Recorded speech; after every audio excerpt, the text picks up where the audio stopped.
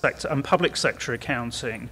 Certainly a lot of that comes back to things that have been done in the UK and structures and so on. So you've got companies, a lot of the professional accountancy organisations in the UK go back to the reforms in terms of splits of corporate ownership in the sort of 1870s, 1880s, that kind of time frame. Also, more recently, you've seen initiatives in terms of corporate governance, and of course, the ISBs based in London and so on. So we claim a lot.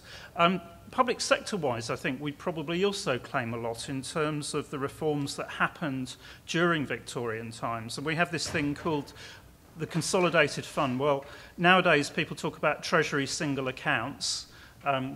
That's our Treasury single account. And similarly, Public Accounts Committee, independent audit, and so on. All of that was part of the reforms. And then if you look at what went on in terms of public finance in the UK, not much changed in terms of legislation. The next piece of legislation we had that really changed things was a thing called the Government Resources and Accounts Act 2000. And that was us moving to accrual. But there are a lot of other reforms that went around that, which you might loosely call new public management reforms. And I think we would feel that maybe we weren't quite up there with New Zealand and possibly Australia, but we were certainly in the next phase. The question is really, have we actually made the most use of the reforms that we actually made? And this is where obviously I am biased in terms of having spent 10 years in the Treasury from the mid-1990s through to about 10 years ago. But maybe I'll just benchmark it using a piece of thought leadership that SIPFA has generated, which is about looking at the way in which public finance works in a country and saying it's not just about transparency in terms of financial reporting. You need a load of other factors in there, and they need to be able to work together in order to actually manage public finances as a whole and to make reforms work. So it's the whole system approach. And this diagram sort of pulls the things together that you need in terms of strong public financial management. So the sort of whole cog is actually public financial management, and the various elements of it, the external factors, those are the green things there, need to work together, and they also need to work with the arrangements within the organisation. And those are the blue cogs. And most importantly, and this is an assertion, not everybody would share this view, actually you need accrual-based information as the foundation for all of that. So that's the cog at the centre. So just benchmarking then what the UK reforms were actually about, we introduced accrual at both government department level, and then subsequently we introduced whole of government accounts, which has been mentioned already today, but consolidated accounts for the UK public sector. And those accounts, the intention behind them was that they would improve the quality of data for fiscal management, and that they would actually therefore be used for macroeconomic decision making. So have we made the most use of that accrual information? Well, I think, as I'll talk about in a minute, yes, I think we're using it quite well at departmental level. But the fiscal framework in the UK is still focused on net debt. And we've got problems in terms of delays in publication and also qualifications. So in terms of using the information that we've got, yeah, we've got frameworks in place, we've got fiscal rules, we have spending reviews. So we've got a medium-term strategy in terms of spending targets, and we also have separate budgets for current and capital. And those budgets are actually aligned with the way in which Parliament approves resources. But have we gone the whole way? I would argue no, because we still don't really focus on cost data. And linked to that, although we do have some output targets, we don't consistently use output and outcome targets. And that was one of the things that was there in the original reforms, and I think we lost that along the way. Which means that we're not getting the most value out of this. In terms of reporting and monitoring, yes, we do monitor in year on an accrual basis at a departmental level. We now have ministers on departmental boards, so they do actually scrutinise what's going on. They do understand much more what the finances actually are.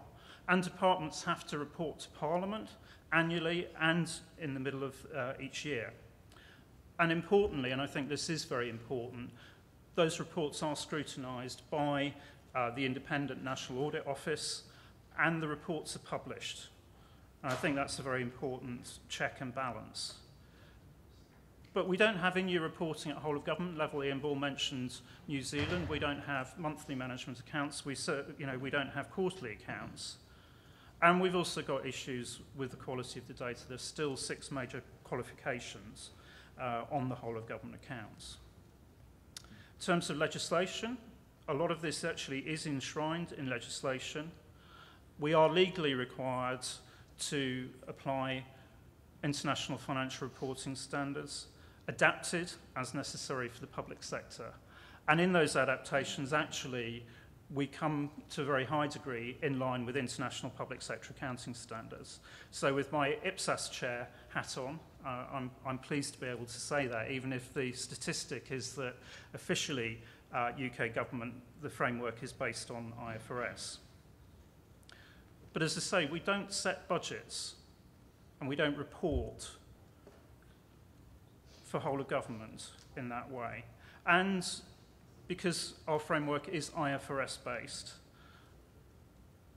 there are ways in which we're not comparable with other organisations. And I think ultimately, if we really are committed to comparability and to credibility, we should move to using IPSAS, because those are what will provide comparability with other governments around the world. And I think there is a question as to, is all this transparency really transparent? I mean, you know, we have 200 plus pages of whole of government, and I think there's a lot of good information in there. But do you really need that for all organisations? I think there's an argument that you do need a lot of that for government in terms of guarantees and so on. But do you need that for everyone? I think probably not. Scrutiny, and I think this is very important. I'll talk a bit more about it in a minute. We do annual long-term fiscal sustainability reports, or our Office for Budget Responsibility, which is a quasi-independent organisation, does do that. And we do publish information at a detailed level online.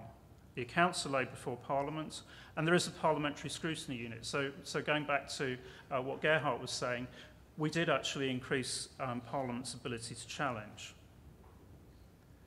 But if you look at our budget documents, the budget in terms of what the government actually publishes each year in March, and the autumn statement, that doesn't connect with whole of government.